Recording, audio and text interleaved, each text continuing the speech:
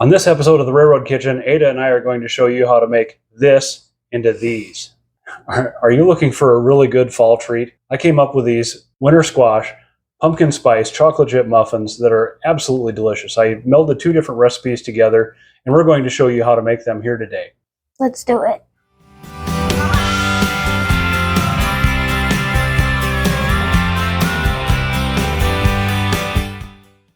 For this particular episode, we're going to be using squash that we froze flat a couple of years ago from my dad's place.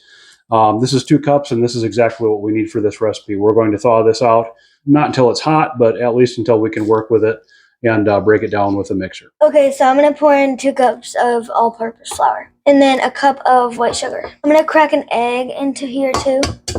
We are using pumpkin-flavored Noosa yogurt, so we're going to dump it into the mixing bowl. This is an 8-ounce container, and this is available at our local Walmart. We're going to add 4 tablespoons of butter. That's unsalted butter. The unsalted part is important here. We're going to add in a half a teaspoon each of allspice, nutmeg, and cinnamon, and 1/8 of a teaspoon of cloves. And then Ada's going to add a teaspoon each of baking powder, baking soda, and vanilla flavoring. Now here's where the fun starts. We're going to add 2 cups of squash and a generous cup of chocolate chips. Yummy.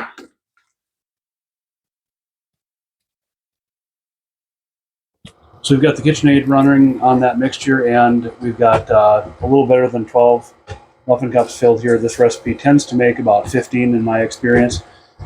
So we're going to start with the 14 here and see where we get. We have our oven preheated to 350, and we're going to fill these paper cups. We're using paper cups here because it's just easier to extract the muffins from the tin once they're baked.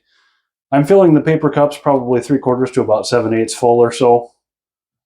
And I'm using a little spatula here just to kind of coax the dough or the batter out of the mixing bowl.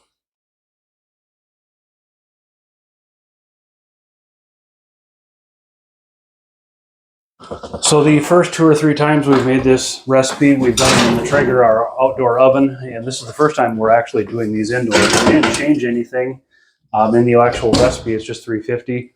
So we're going to bake these muffins at 350 for 25 minutes.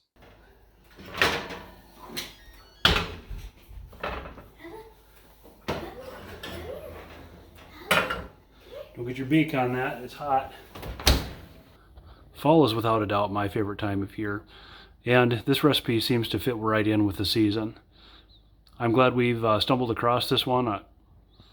I'm glad I decided to take a chance with this one. It turned out really well, and this is probably going in our recipe book for years to come.